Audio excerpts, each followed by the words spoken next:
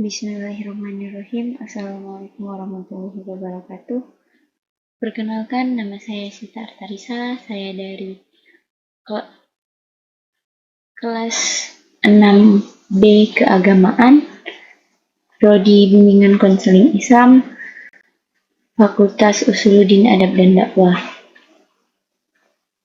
Nah, di sini saya akan mempresentasikan materi saya yang berjudul Peran Organisasi Keagamaan dalam Pembinaan Kemasyarakatan.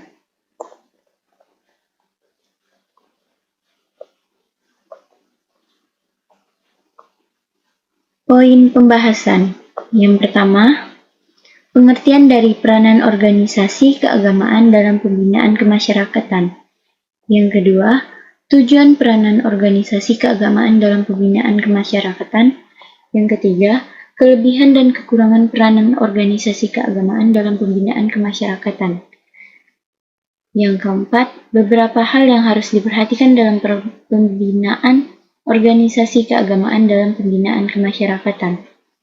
Yang kelima, peran penting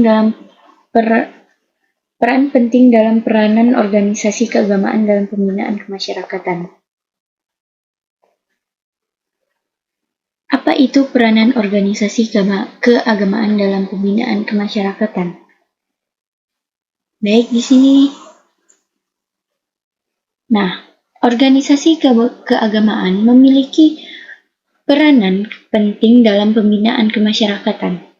Mereka berfungsi sebagai lembaga yang mengordinasikan dan memfasilitasi kegiatan agama serta memainkan peran dalam membentuk nilai moral dan etika dalam masyarakat.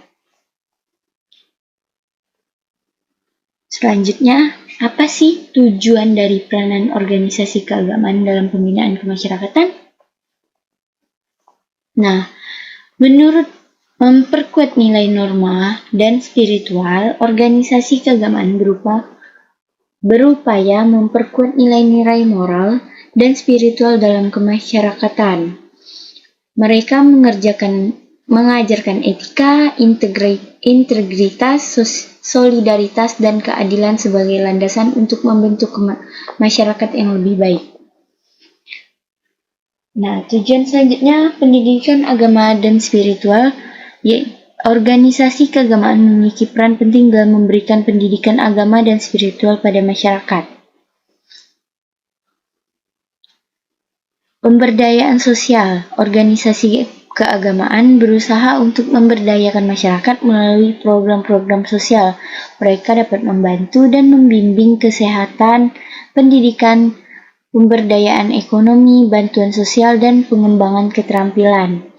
Nah, membangun harmoni antara agama.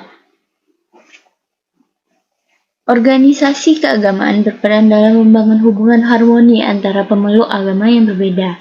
Mereka mendorong dialog antara agama, mengadakan acara kerjasama lintas agama. Selanjutnya, kelebihan dan kekurangan. Nah, yang pertama, kelebihan. Nilai moral dan spiritual organisasi keagamaan seringkali berdasarkan kegiatan dan inisiatif mereka pada nilai-nilai moral dan spiritual. Peningkatan kualitas hidup organisasi keagamaan seringkali menyediakan bantuan dan pelayanan kepada masyarakat yang membutuhkan, seperti bantuan sosial, layanan kesehatan, pendidikan, dan perumahan. Membentuk komunitas. Organisasi keagamaan seringkali menjadi tempat di mana orang-orang dengan keyakinan dan nilai-nilai yang serupa dapat berkumpul dan membentuk komunitas yang solid. Pendekatan holistik. Organisasi keagamaan yang seringkali menerapkan pendidikan holistik dalam pembinaan kemasyarakatan yang mencangkup aspek spiritual, sosial, fisik, dan emosional. Yang kedua, kekurangan. Yang pertama, ketidaksetaraan gender. Beberapa organisasi keagamaan mungkin memiliki pandangan atau kebijakan yang tidak mendukung kesetaraan gender. Yang kedua, konflik dan intoleransi. Organisasi keagamaan kadang-kadang dapat menjadi sumber konflik dan intoleransi jika mereka mengajurkan atau memperkuat pandangan yang eksklusif atau ekstrim. Yang ketiga, keterbatasan ruang lingkup. Organisasi keagamaan cenderung memiliki ruang lingkup tertentu yang berfokus pada keyakinan tradisi dan praktik keagamaan mereka sendiri. Yang kelima, pembiayaan dan sumber daya terbatas. Organisasi keagamaan seringkali mengandalkan sumbangan dan sumbangan sukarela untuk membiayai program kegiatan mereka. Selanjutnya, hal yang harus diperhatikan dalam peranan pembinaan. Yang pertama, menyediakan pengajaran agama yang sejalan dengan nilai-nilai sosial. Yang kedua, meningkatkan pendidikan dan keterampilan. Organisasi keagamaan dapat memberikan kontribusi dalam meningkatkan pendidikan keterampilan masyarakat. Yang ketiga, membantu masyarakat yang membutuhkan. Organisasi keagamaan harus aktif dalam membantu masyarakat yang membutuhkan, termasuk kaum miskin, anak yatim, kaum difabel, dan mereka yang terkena bencana alam. Yang keempat, membangun pendamaian dan rekonsiliasi. Organisasi keagamaan harus memainkan peran aktif dalam membangun perdamaian antar umat beragama dan kelompok masyarakat yang berbeda. Yang terakhir, menggalang kerjasama dengan lembaga masyarakat lain. Nah, organisasi keagamaan perlu menjalin kerjasama dengan lembaga kemasyarakatan lain seperti pemerintah, LSM, dan organisasi masyarakat lainnya.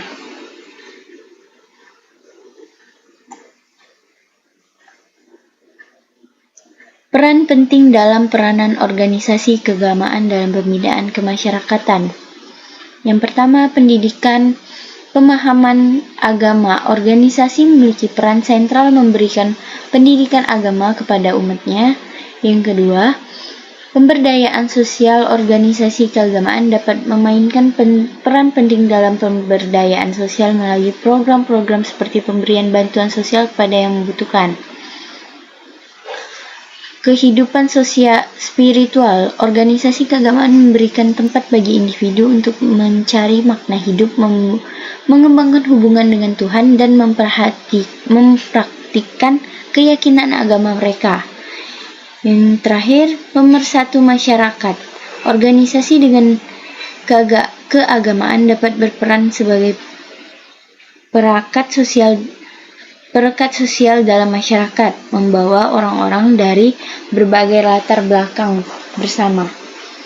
Advokasi dan pembelaan hak asasi manusia. Organisasi keagamaan dapat memainkan peran penting dalam advokasi dan pembelaan hak asasi manusia. Sekian, hanya itu yang dapat saya sampaikan. Kurang dan lebihnya saya mohon maaf. Terima kasih. Wassalamualaikum warahmatullahi wabarakatuh.